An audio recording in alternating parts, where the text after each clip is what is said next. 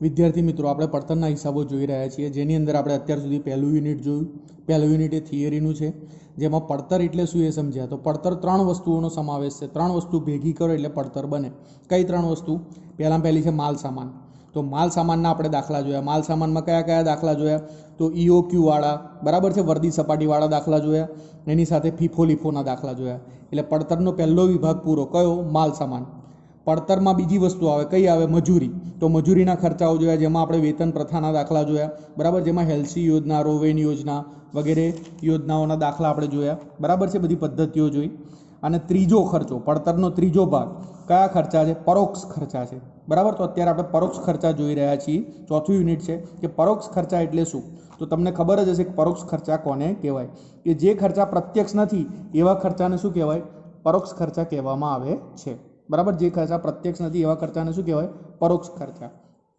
પરીક્ષામાં એના દાખલા જે પૂછાય છે એ દાખલાની વાત કરીએ તો દાખલા માટે પરોક્ષ ખર્ચા જે છે એની ખાતાવાર ફાળવણી કરવી પડે, બરાબર. પહેલાં તો તમને બધા ખર્ચા વિશે ખબર હોવી જોઈએ કે ચલિત ખર્ચા અને સ્થિર ખર્ચા એ શું. પહેલા ચેપ્ટરમાં જે આપણે બધા એના ગુણો પ્રકારો શીખી ગયા અને તમને મેં અસાઇનમેન્ટમાં પણ લખવાનું આવ્યું છે, બરાબર છે.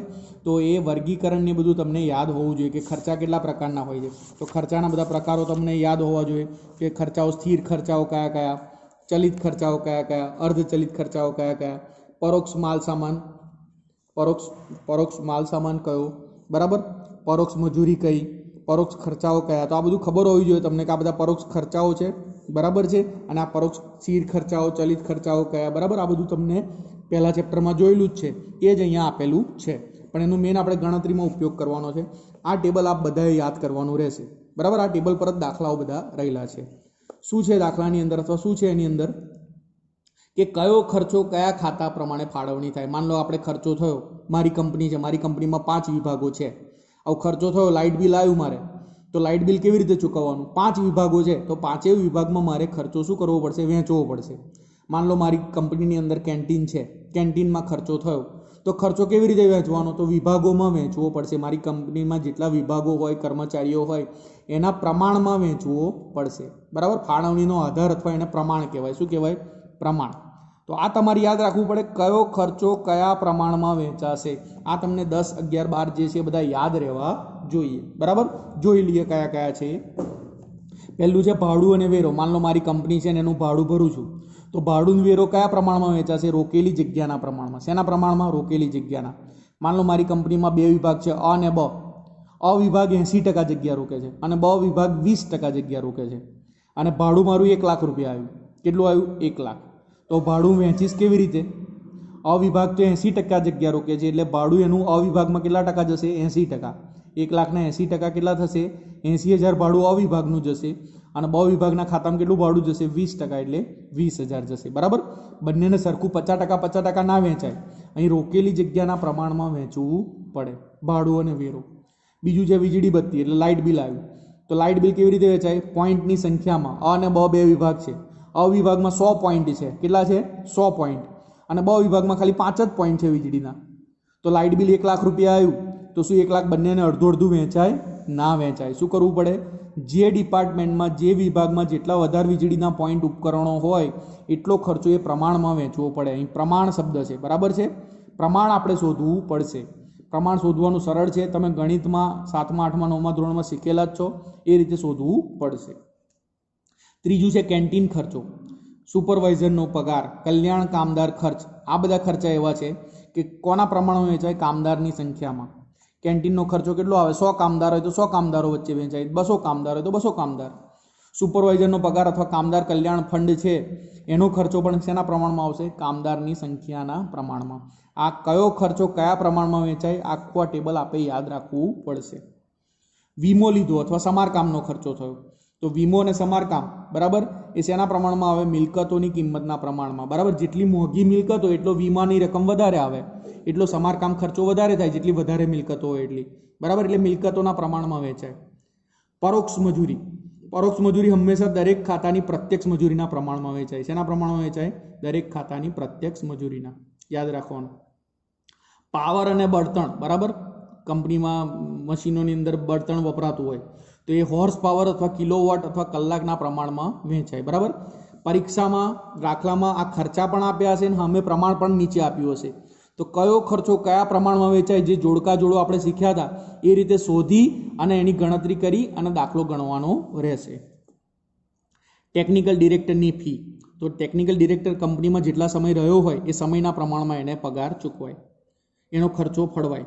કર્મચારી રાજ્ય વીમા યોજના છે એમાં ફાળો આપ્યો હોય, પ્રોવિડન્ટ ફંડમાં ફાળો આપ્યો હોય, પેન્શન ફંડમાં ફાળો આપ્યો હોય, તો આ જે કંપનીના મજૂરોને આ બધા લાભ મળતા હોય તો એની મજૂરીના પ્રમાણમાં જેટલી મજૂરી ચૂકવી એના પ્રમાણમાં આ ખર્ચો વેચવામાં આવતો હોય છે. કારખાના મેનેજરનો પગાર આપેલા સમયના પ્રમાણમાં. કારખાના મેનેજર, બરાબર, મારી કંપનીમાં 5 વિભાગો છે ને એક જ મેનેજર છે, તો જે વિભાગમાં જેટલો વધારે સમય રહ્યો હોય એ વિભાગમાં એ ખર્ચો એનો પગારનો વધારે ગણાય, અને કોઈ વિભાગમાં ખાલી 1 જ કલાક ગયો હોય તો 1 જ કલાકનો પગાર ગણાય. બરાબર, આ પ્રમાણ આપણે શીખીશું એટલે ખબર પડશે. ઘસારો, તો મિલકતોની કિંમતના પ્રમાણમાં. બરાબર, મિલકતોની ઘસારો. બરાબર, ઘસારો શેની પર લાગે આપણને ખબર છે, ભણ્યા છીએ આપણે કે મિલકતો હોય એની પર ઘસારો લાગે, તો મિલકતોની કિંમત પર શું લાગે? ઘસારો. ઘસારો ખર્ચ કયા પ્રમાણમાં વેચવાનો? મિલકતોની કિંમતના પ્રમાણમાં. સામાન્ય ખર્ચા કે પરચુરણ ખર્ચા, તો જે તે વિભાગની જે મજૂરી આવે એના પ્રમાણમાં વેચવા પડે. બરાબર, આગળ એક વસ્તુ એ પણ ધ્યાન રાખવી પડશે કે ઘણીવાર તમને પ્રત્યક્ષ મજૂરી આપી હશે, બરાબર છે, દાખલામાં. તો એ પ્રત્યક્ષ મજૂરી આપી હોય, આપણે તો ચેપ્ટર ભણી રહ્યા છે પરોક્ષ મજૂરી, તો પ્રત્યક્ષ મજૂરી છે, બરાબર છે, તો દાખલા અહીંયા 2 ભાગમાં આપેલા હશે. પહેલો ભાગ જે છે એનું નામ છે ઉત્પાદન વિભાગ, કે જ્યાં ઉત્પાદન થતું હોય, બરાબર, કંપનીમાં ઉત્પાદન કરવામાં આવતું હોય. એ અ, બ, ક, ડ વિભાગ હોય કે જેમાં કંપનીમાં માલ બનતો હોય. અને બીજા વિભાગ હોય એ સેવા વિભાગ હોય. શું હોય? સેવા વિભાગ હોય. સેવા વિભાગ એટલે શું? કે જે માલ બનાવે નહીં પણ કંપનીમાં સેવા આપે, જેમ કે કેન્ટીન વિભાગ. તો કેન્ટીન વિભાગને શું કહેવાય? સેવાનો વિભાગ કહેવાય, કે જે લોકોને ખવડાવે. બીજો વિભાગ છે સમારકામ વિભાગ, કે સમારકામ વિભાગ શું કરે? સમારકામ વિભાગ મશીનો બગડ્યા હોય તો રિપેર કરે. ત્રીજો છે પાવર હાઉસ વિભાગ, બરાબર, કે જે પાવરનો સપ્લાય કરે અને એને ધ્યાન રાખે. તો જે ખર્ચાઓ આ બધા છે એને ઉત્પાદન અને સેવા વિભાગમાં આ પ્રમાણના આધારે વેચવા પડશે, બરાબર છે. પછી એક વસ્તુ યાદ રાખવાની કે આપણે આ પરોક્ષ ખર્ચના હિસાબો ભણી રહ્યા છીએ. જો અંદર પ્રત્યક્ષ મજૂરી આપી હોય તો પ્રત્યક્ષ મજૂરી ઉત્પાદન વિભાગમાં તો ચૂકવાઈ જતી હોય, આપણે પરોક્ષ હિસાબ ભણી રહ્યા છીએ એટલે સેવા વિભાગમાં ખાલી લખવી પડશે. એક દાખલો આવશે ત્યારે તમને સમજાવીશ. અહીં નીચે એક દાખલો આપ્યો છે, એ ગણીએ એટલે આપણને વધારે ખબર પડશે. દાખલાની સમજૂતી જોઈએ. દાખલો છે, ન્યૂ એન્ટરપ્રાઇઝ લિમિટેડના 3 ઉત્પાદન વિભાગ છે. યાદ રાખજો, ઉત્પાદન વિભાગ કેટલા છે? 3. અ, બ, ક માં એ માલ બનાવે છે. ઉપરાંત 2 સેવા વિભાગ છે, એટલે એની જોડે ડ અને ઈ સેવા વિભાગ છે. કાં તો કેન્ટીન, કાં તો સમારકામ, કાં તો પાવર હાઉસ વિભાગ હશે કે જે સેવા પૂરી પાડે છે. નીચેના ચોપડામાંથી માહિતી મળી. આ બધા ખર્ચા આપ્યા છે. ભાડું અને વેરો 5000, વીજળી બત્તી 600, પરોક્ષ મજૂરી 1500, પાવરનો ખર્ચો 1500, ઘસારો 10000, પરચુરણ ખર્ચા 10000. આ 6 શું આપ્યા છે? ખર્ચા. આ રહ્યા ખર્ચા, બરાબર, આ 6 ખર્ચા આપ્યા છે. આ ખર્ચાને વહેંચવાના છે. આટલો ખર્ચો કુલ ખર્ચો છે. આ ખર્ચો કેવો છે? કુલ છે. એને કેટલા વિભાગોમાં વહેંચવાના છે? તો આપણી પાસે વિભાગો કેટલા છે? અ, બ અને ક એ ઉત્પાદન વિભાગ અને ડ અને ઈ શું છે? સેવા વિભાગ. તો આ ખર્ચાઓને આ 5 વિભાગમાં વહેંચવાના છે. પણ કયા પ્રમાણમાં વહેંચીશું? તો એના માટે પ્રમાણ હોવા જરૂરી છે. તો દાખલામાં પ્રમાણ પણ આપેલા હશે. જુઓ, અહીંયા દાખલામાં પ્રમાણ પણ આપેલા હશે. આ દાખલો જે આપેલા હોય એ 2 વિભાગમાં આપેલો હોય. એક ખર્ચાઓ આપેલા હોય, બીજું શું આપેલું હોય? પ્રમાણ. અહીં નીચે આ પ્રમાણ આપેલું છે. આ ઉપરાંત નીચેની માહિતી મળી. આ બધા પ્રમાણો આપેલા છે. પ્રમાણો અથવા એના આધારો કહેવાય. અને આ બધા 6 શું આપ્યા છે? ખર્ચાઓ. આ ખર્ચાઓને આ પ્રમાણમાં વેચવાના. આનું પ્રમાણ કાઢવું પડે. પ્રમાણ કયા આપ્યા છે? અ, બ, ક, ડ, ઈ 5 વિભાગના પ્રમાણ આપ્યા છે. ખર્ચો આટલા પ્રમાણમાં વેચો. રોકેલી જગ્યા તો 10000 ફૂટમાં કંપની વેચાયેલી છે. અ વિભાગ 2000 ફૂટ જગ્યા રોકે છે. બ 2500, ક 3000, ડ 2000 અને ઈ 500 ચોરસ ફૂટ જગ્યા રોકે છે. બરાબર. હવે આપણે પહેલો ખર્ચો દાખલા તરીકે લઈએ, ભાડું અને વેરો. કેટલો છે? 5000 રૂપિયા આવ્યો. અહીં ઉપર જુઓ ટેબલમાં આપણા શું કહે છે? ભાડું અને વેરો જે ખર્ચો હોય કયા પ્રમાણમાં વેચવાનો છે? રોકેલી જગ્યાના પ્રમાણમાં. શેના પ્રમાણમાં? રોકેલી જગ્યાના પ્રમાણમાં. તો અહીં આગળ જુઓ દાખલામાં ભાડું અને વેરો 5000 છે. કઈ પ્રમાણમાં વેચીશું? રોકેલી જગ્યાના પ્રમાણમાં વેચીશું. રોકેલી જગ્યાનું પ્રમાણ કયું છે? કુલ 10000 ચોરસ ફૂટ જગ્યા રોકી છે. આ વિભાગે કેટલી જગ્યા રોકી છે? 2000. તો આ 5000 ખર્ચો અહીં 2000, 2500, 3000, 2000 ને 500 માં વેચાય એ રીતે વેચવાનો. તો આટલું મોટું ના હોય, આટલી મોટી ગણતરી ના થાય, એટલે એને શું કરવું પડે? લસા લેવો પડે. તમે 8મા 9મા ધોરણમાં શીખ્યા હશો લસા. યાદ કરો, લઘુત્તમ સામાન્ય અવયવ, અથવા એનું પ્રમાણ કાઢવું પડે. આનું પ્રમાણ કેટલું નીકળે? નાનું પ્રમાણ કાઢવું હોય તો બધા નામથી 2 0 કાઢી નાખો. આમાંથી 2 0 કાઢી નાખો, 2 0 કાઢી નાખો, 2 0 કાઢી નાખો, 2 0 કાઢી નાખો, 2 0 કાઢી નાખો. 20 જેમ 25 જેમ 30 જેમ 20 જેમ 5 થઈ જાય. બરાબર છે. હવે એને આ 5000ને આ બધાના પ્રમાણમાં વહેંચવાના છે. તો કેવી રીતે વહેંચાય? આ બધાનો સરવાળો કરવો પડે. 5000 ગુણ્યા 20 ભાગ્યા સરવાળો જે થતો હોય એ સરવાળો કરવો પડે. આ ગણતરી હું બોર્ડ ઉપર બતાવીશ એટલે તમને સમજણ પડશે. બરાબર છે. ગણતરી બોર્ડ પર જ વધારે સમજણ પડશે. પણ આ તો સમજાયું કે ભાડું અને વેરો કયા પ્રમાણમાં વહેંચાશે? રોકેલી જગ્યાના. બીજો ખર્ચો છે સામાન્ય વીજળી બત્તી. વીજળી બત્તીનો ખર્ચો કયા પોઈન્ટમાં વેચાય? જુઓ, પોઈન્ટની સંખ્યાના આધારે. તો અહીં જુઓ, પોઈન્ટની સંખ્યા આપી છે આ રહી. બરાબર છે. કે સામાન્ય વીજળી બત્તી કયા પ્રમાણમાં વેચાશે? 10 જેમ 15 જેમ 20 જેમ 10 જેમ 5ના પ્રમાણમાં 5 વિભાગમાં વહેંચાશે. ત્રીજું છે પરોક્ષ મજૂરી. તો પરોક્ષ મજૂરી માટે કહેલું છે કે દરેક ખાતાની પ્રત્યક્ષ મજૂરીના પ્રમાણમાં વહેંચાય. કયા પ્રમાણમાં? પ્રત્યક્ષ. તો આ રહ્યું પ્રત્યક્ષ મજૂરીનું પ્રમાણ છે 3000 જેમ 2000 જેમ 3000 જેમ 1500 જેમ 500 છે. આને 0 0 2 કાઢી નાખો એટલે પ્રમાણ નાનું પણ કરી શકાય. ચલો આગળ જોઈએ. ચોથો ખર્ચો છે પાવર. 1500 રૂપિયા ખર્ચો થયો. તો પાવરનો ખર્ચો કયા પ્રમાણમાં વેચાય? હોર્સ પાવર ના એમાં. તો આ રહી યંત્રની શક્તિ હોર્સ પાવર. તો આ પ્રમાણમાં વેચાશે 60 જેમ 30 જેમ 50 જેમ 10 જેમ ડેશ. એટલે અહીંયા કોઈ ખર્ચો આવશે નહીં. આ પ્રમાણમાં તમારે વેચવો પડશે. ત્યાર પછી છે યંત્રનો ઘસારો. અહીં આપણે જોયું કે ઘસારો મિલકતોની કિંમત પર વેચાય. આ રહી મિલકતની કિંમતનું પ્રમાણ આપ્યું છે 60000 જેમ 80000 જેમ 10 1 લાખ જેમ 5,000 જેમ 5000ના પ્રમાણમાં ખર્ચો આ પાંચેય ખાતામાં વેચવો પડશે. પરચુરણ ખર્ચા. બરાબર. તો પરચુરણ ખર્ચા જે આપ્યા હોય એ આ રીતે તે વિભાગની મજૂરીના પ્રમાણમાં તમારે વેચવાના રહેશે. બરાબર છે. અને અહીં એક વસ્તુ વધારાને આપી છે પ્રત્યક્ષ મજૂરી. દાખલો શેનો છે? પરોક્ષ મજૂરીનો. તો પ્રત્યક્ષ મજૂરી આ બ ક વિભાગની તો બરાબર છે. તો પ્રત્યક્ષ સીધી ચૂકવાઈ જશે. આપણે પરોક્ષ ખર્ચાનું ટોટલ કરવું હોય તો પરોક્ષ ખર્ચાની મજૂરી કયા વિભાગ રહ્યા? સેવા વિભાગો રહ્યા. 2 વિભાગો કયા રહ્યા? સેવા વિભાગો. અહીં ભાગ પાડી દઉં છું. આ 3 વિભાગ કયા છે? ઉત્પાદન. આ 2 વિભાગ કયા છે? સેવા. તો આ 2 ખર્ચા 1500 અને 500 જે પ્રત્યક્ષ મજૂરીના છે એ સેવા વિભાગમાં આપણે લખવા પડશે. આ દાખલાની આખી ગણતરી હું બોર્ડ ઉપર સમજાવું છું. તમે ગણતરી સમજો ત્યારે રકમ નજર સમક્ષ રાખજો. બરાબર. આમ તો જવાબ અહીંયા આપેલો છે પણ સમજણ પડે એટલા માટે હું આખો બોર્ડ પર તમને ગણાવું છું. બરાબર છે. ટૂંકમાં આ દાખલાઓ એવા આપેલા હોય કે ખર્ચો આપ્યો હોય અને નીચે આ પ્રમાણ આપ્યું હોય. આ ખર્ચાને આ પ્રમાણમાં વેચવાના. પણ વસ્તુ એ યાદ રાખવાની કયો ખર્ચો માટે કયું પ્રમાણ લેવું એ તમારે આ ટેબલ પરથી તમને ખબર પડશે. અથવા તમને યાદ હોવું જોઈએ કયો ખર્ચો કયા પ્રમાણમાં વહેંચવાનો. બીજું, પ્રમાણ શોધતા આવડવું જોઈએ. બરાબર છે. જે હું બોર્ડ ઉપર તમને સમજાવું છું. તો જે રકમ આપણે વાંચી એનો જવાબ અત્યારે બોર્ડ પર સમજીએ છીએ. મેઇન વસ્તુ છે બરાબર. ખર્ચાઓ આપેલા છે. બરાબર. જે ખર્ચાઓ આપેલા હોય એ ખર્ચાઓને આ 5 વિભાગમાં વહેંચવાના છે. કંપની પાસે 5 વિભાગ છે. અ, બ અને ક વિભાગ ઉત્પાદન વિભાગ છે. જ્યારે ડ અને ઈ કયા વિભાગ છે? સેવા વિભાગ છે. ઉત્પાદન વિભાગ અને સેવા વિભાગમાં તફાવત શું? ઉત્પાદન વિભાગ માલ બનાવતો હોય કંપનીમાં. બરાબર. મશીન હોય એની અંદર માલ બનતો હોય. જ્યારે સેવા વિભાગ શું કરે? સેવા આપે. કેન્ટીન વિભાગ છે ખાવાનું આપે લોકોને. બરાબર છે. જમવાનું આપે. પાવર હાઉસ વિભાગે વીજળી આપે. બરાબર. મરામત વિભાગ છે મશીનો બગડ્યા હોય તો રિપેર કરે. એટલે આ વિભાગ કયા કહેવાય? સેવા વિભાગ કહેવાય. આ વિભાગ કેવા કહેવાય? ઉત્પાદન વિભાગ કહેવાય. અહીં ખર્ચા થતા હોય એ ખર્ચા કેવા હોય? પ્રત્યક્ષ ખર્ચા હોય. કેવા હોય? પ્રત્યક્ષ. જ્યારે આ સેવાના ખર્ચા કેવા ખર્ચા કહેવાય? પરોક્ષ ખર્ચા કહેવાય. આપણે અત્યારે કયું ચેપ્ટર ભણી રહ્યા છીએ? પરોક્ષ ખર્ચના હિસાબો. બરાબર. કે પડતર જે છે એ પડતરને 3 વિભાગોમાં વહેંચાય. કોઈ પણ વસ્તુ બનાવી હોય અને એની પડતર શોધવી હોય તો 3 ખર્ચા લાગે. માલ સામાનનો ખર્ચો જે આપણે બીજા યુનિટમાં જોયો, મજૂરીનો ખર્ચો ત્રીજા યુનિટમાં જોયો, ચોથો કયો છે? પરોક્ષ ખર્ચો. હવે ખર્ચા તો આપેલા છે ને આ પ્રમાણમાં વહેંચવાના છે.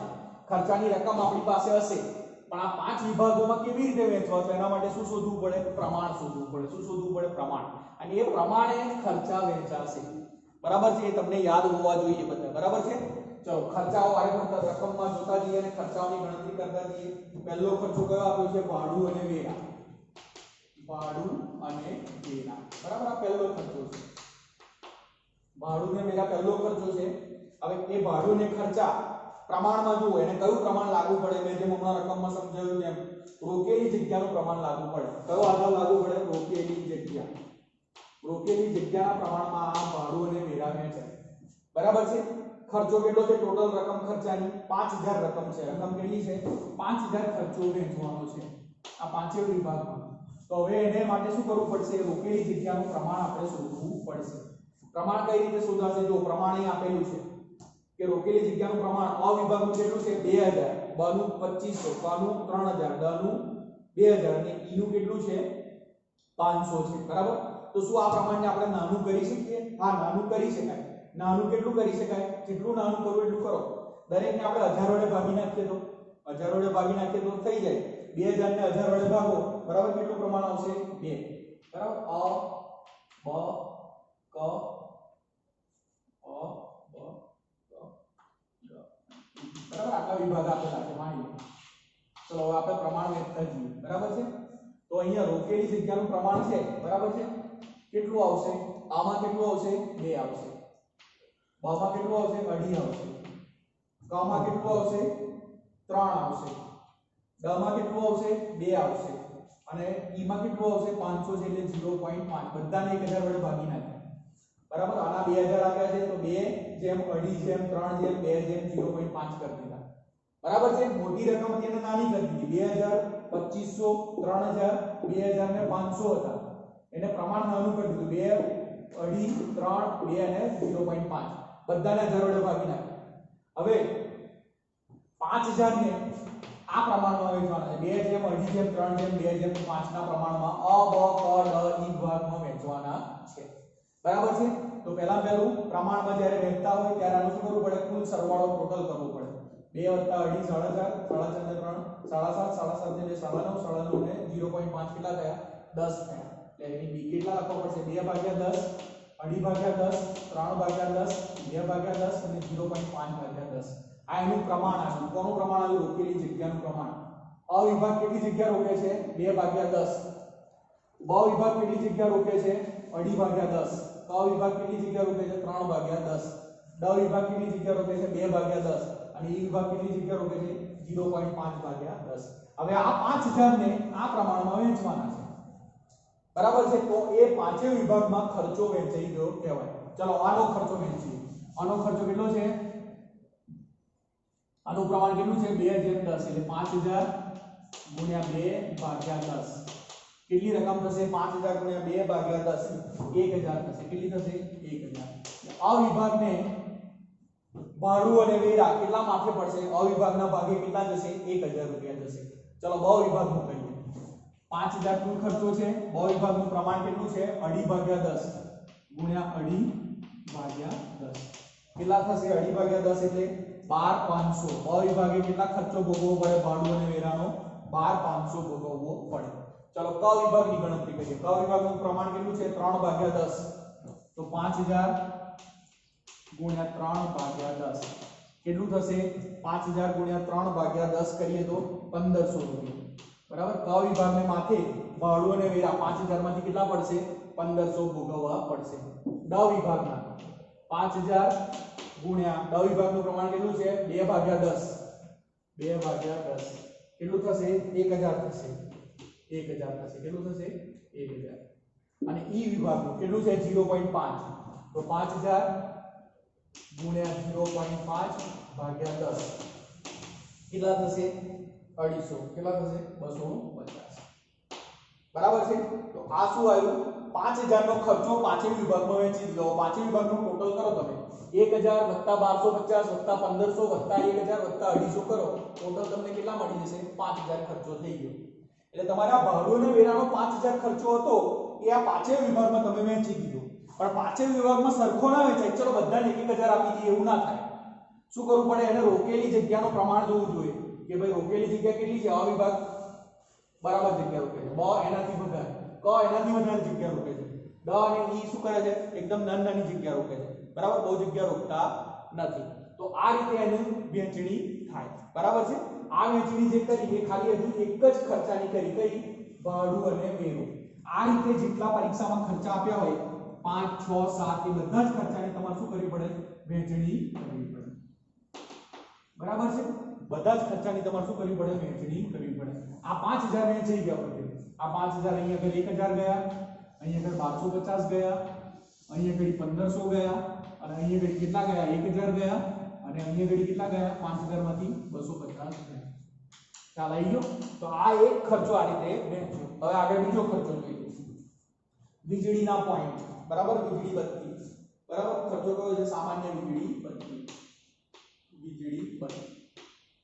ચલો વીજળી બત્તી ખર્ચો કયા પ્રમાણમાં વેચાય નીચે બધા પ્રમાણો આપ્યા છે એ પ્રમાણો જોઈને શોધી કાઢો કયું પ્રમાણ આને લાગુ પડશે જો વીજળી બત્તી કયો ખર્ચો કયું પ્રમાણ લાગુ પડે વીજળીના પોઈન્ટનું પ્રમાણ બરાબર તો કયું આવશે વીજળી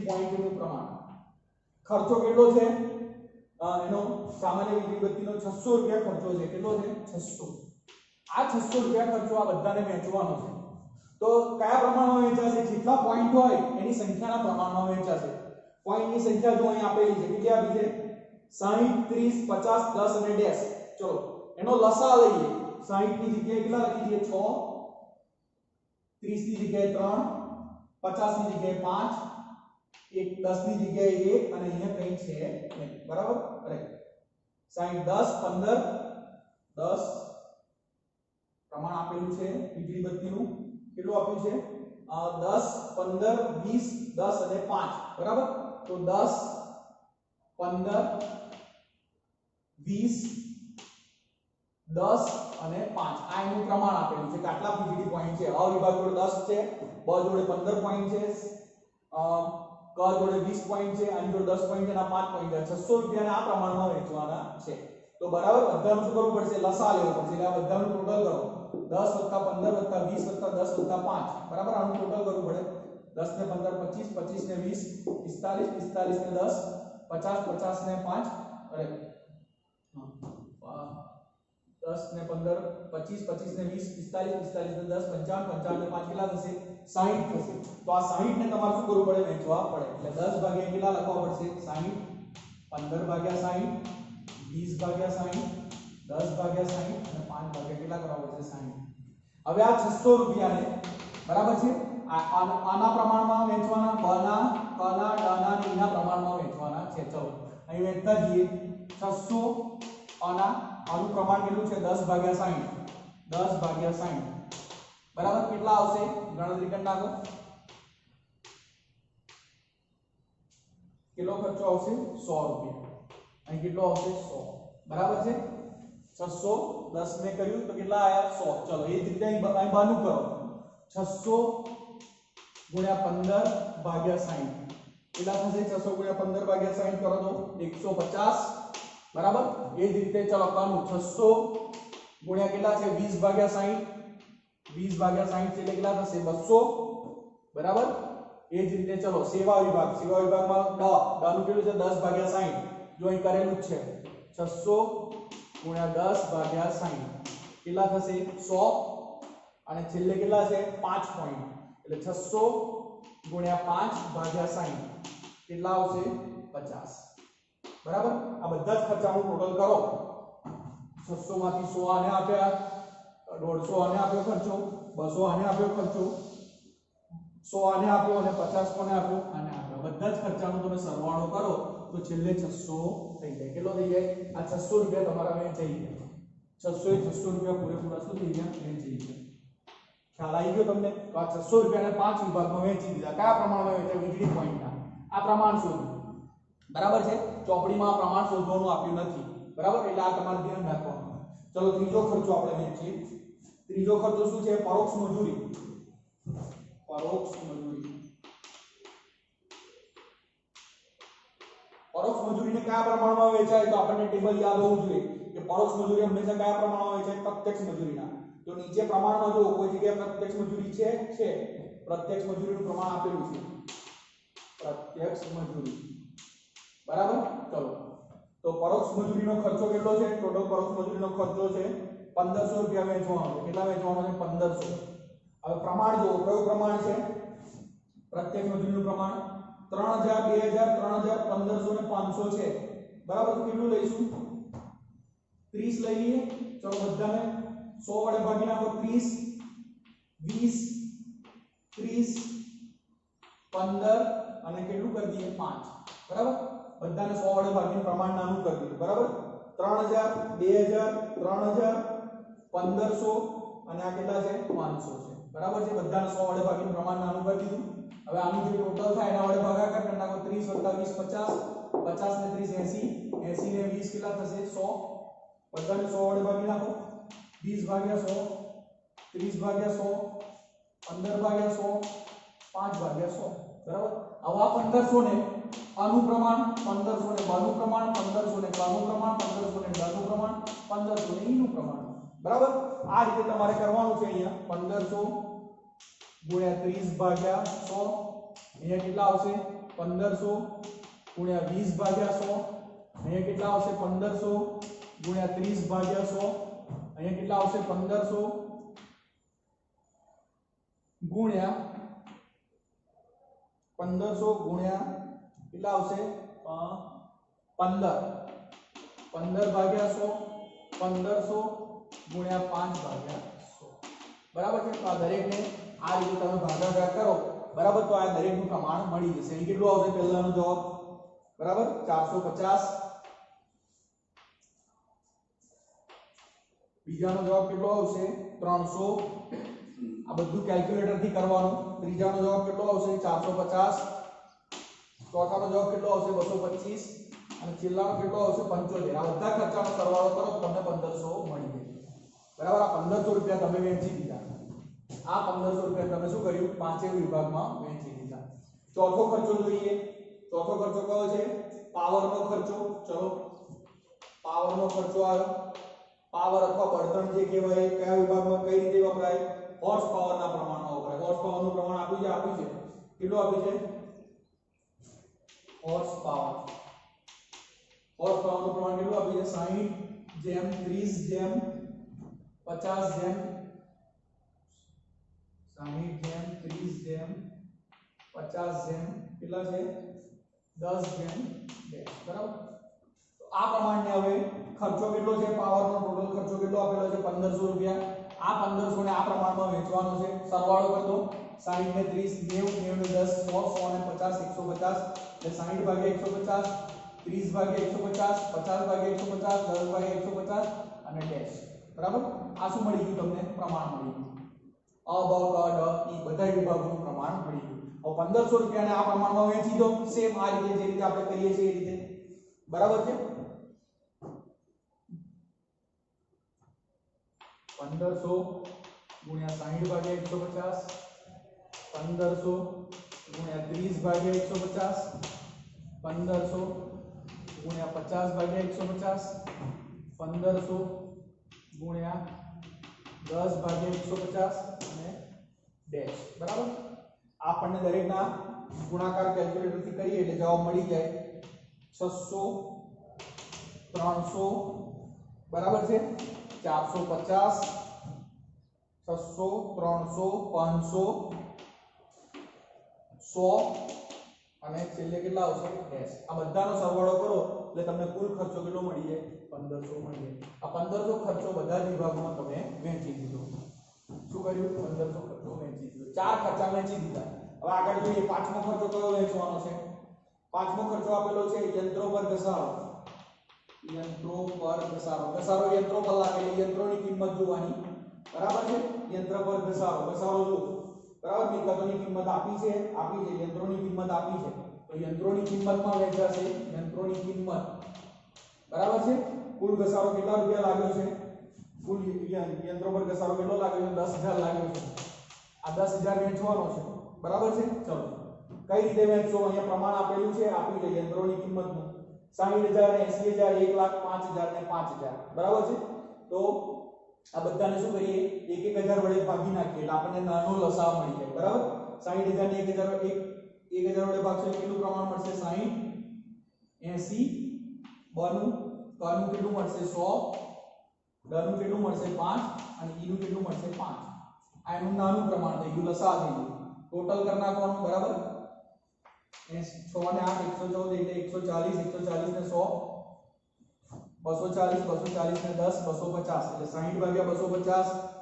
80 ભાગ્યા 250 100 ભાગ્યા 250 5 ભાગ્યા 250 અને 5 ભાગ્યા 100 આવશે 250 આ એનું પ્રમાણ આવી ગયું આ 10000 ને આ 5 ના પ્રમાણમાં વહેંચી દેવાના આ રીતે જ વહેંચવાનું બરાબર આ રીતે વેચશો એટલે તમને સીધી રકમ મળી જશે બરાબર કેટલી રકમ મળશે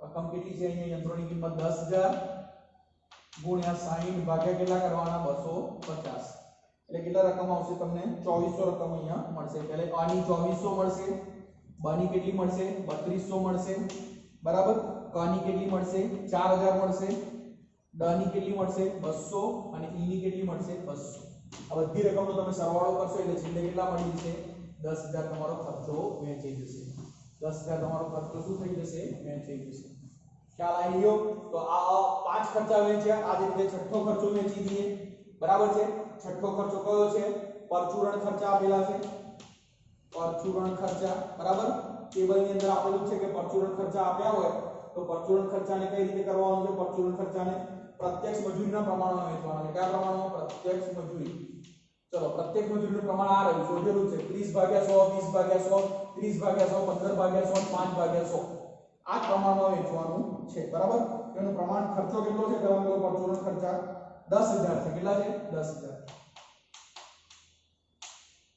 પરચુરણ ખર્ચા 10000 છે પ્રત્યક્ષ મજૂરીનું પ્રમાણ પણ કેટલું છે આપેલું છે બરાબર છે કયું છે આ રહ્યું 30/20/8 પ્રમાણ તો અહીંયા પરચુરણ ખર્ચા આપેલા છે પરચુરણ ખર્ચા કેટલા છે 10000 એને આપણે વહેંચવાના છે કયા પ્રમાણમાં વહેંચાય પ્રત્યક્ષ મજૂરીના પ્રમાણમાં વહેંચાય પ્રત્યક્ષ મજૂરીનું પ્રમાણ જો અંદર આપેલું છે બરાબર અને આપણે આગળ પણ શોધેલું છે આ પ્રત્યક્ષ મજૂરીનું પ્રમાણ તૈયાર જ છે 30 20 30 5 15 અને 5 બરાબર તો આ પ્રમાણ આવશે 30/100 20/100 બરાબર આ પ્રત્યક્ષ મજૂરીનું પ્રમાણ 30/100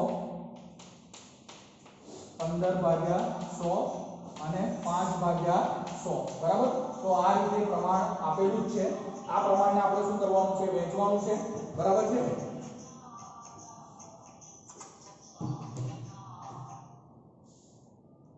આ રીતે આપણે આ પ્રમાણ 10000 ને આ પ્રમાણમાં વહેંચી દઈએ બરાબર શરૂઆત આથી કરીએ 10000 ગુણ્યા 30/100 બરાબર કેટલા આવશે 3000 બરાબર આ રીતે 20/100 20/100 30/100 15/100 5/100 દરેકમાં વહેંચવાના રહેશે બરાબર કેટલા થશે 3000 2000 3000 1500 અને કેટલા આવશે 500 બરાબર છે તો આ શું આવ્યું કહેવાય છેલ્લા એના છેલ્લો ખર્ચો જે હતો પરચુરણ ખર્ચો એ પણ આપણે વહેંચી દીધો મેં પહેલા કહ્યું હતું એમ આ દાખલા આપણે ગણી રહ્યા છીએ પરોક્ષ ખર્ચના ગણી રહ્યા છીએ બરાબર પરોક્ષ ખર્ચની અંદર જો પ્રત્યક્ષ મજૂરી આપી હોય તો પ્રત્યક્ષ મજૂરી પણ બતાવવી પડે આ પ્રત્યક્ષ મજૂરી ઉત્પાદન વિભાગ એટલે કે પ્રત્યક્ષ વિભાગમાં તો ચૂકવાઈ જતી હોય છે બરાબર છે માટે અહીંયા ચૂકવવાની રહેતી નથી પણ એ પ્રત્યક્ષ મજૂરી જો સેવા વિભાગની હોય તો અહીંયા બતાવવી પડે આપણને નીચે જો પ્રમાણની અંદર